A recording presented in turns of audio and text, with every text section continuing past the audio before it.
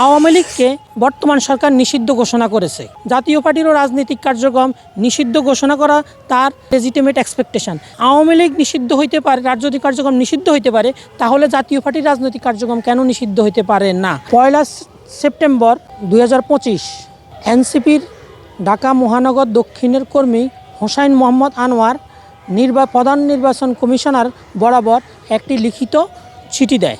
জাতীয় পার্টিকে নিষিদ্ধ করার জন্য এই চিঠি দাখিল করে এবং গত 3 সেপ্টেম্বর 2025 হোসাইন মোহাম্মদ আনোয়ার আরেকটা চিঠি প্রেরণ করে আইন উপদেষ্টা বরাবর এবং প্রধান উপদেষ্টার মুখ্য সচিব বরাবর।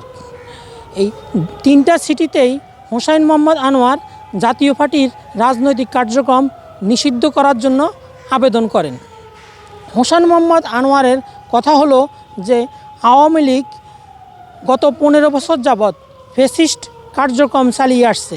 বসুন্ধরা টিস্যু অশুদ্ধতার বিরুদ্ধে এক বিন্দুও ছাড় নয়।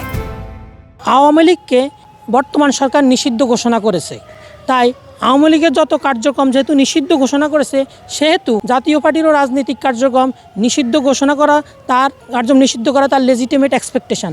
সে লেজিটিমেট এক্সপেকটেশন তার যে আইনি প্রত্যাশা যে যদি আওয়ামী লীগ নিষিদ্ধ হইতে পারে, রাজনৈতিক কার্যক্রম নিষিদ্ধ হইতে পারে, তাহলে জাতীয় পার্টির রাজনৈতিক কার্যক্রম কেন নিষিদ্ধ হইতে পারে না?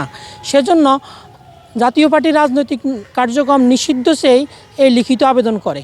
আর এই লিখিত আবেদনের প্রেক্ষিতে গত 7 সেপ্টেম্বর 2025 আমি একটি আইনগত নোটিশ প্রেরণ করি। এই লিগ্যাল নোটিশে রাজনৈতিক কার্যক্রম যদি নিষিদ্ধ করা না হয়, আমরা মহামান্য হাইকোর্টে দ্বারস্থ হব। আর যদি সরকার যদি এই বিষয়ে পদক্ষেপ নিয়ে রাজনৈতিক কার্যক্রম নিষিদ্ধ গ্রহণ করে, তাহলে তো আর আমাদের আইনি পদক্ষেপ নেওয়ার কোনো দরকার নেই। যদি সরকার এ বিষয়ে কোনো রাজনৈতিক কার্যক্রম নিষিদ্ধর কোনো পদক্ষেপ গ্রহণ না করে, তাহলে আমরা অতি শীঘ্রই মহামান্য হাইকোর্টের রিট পিটিশনের দ্বারস্থ হব।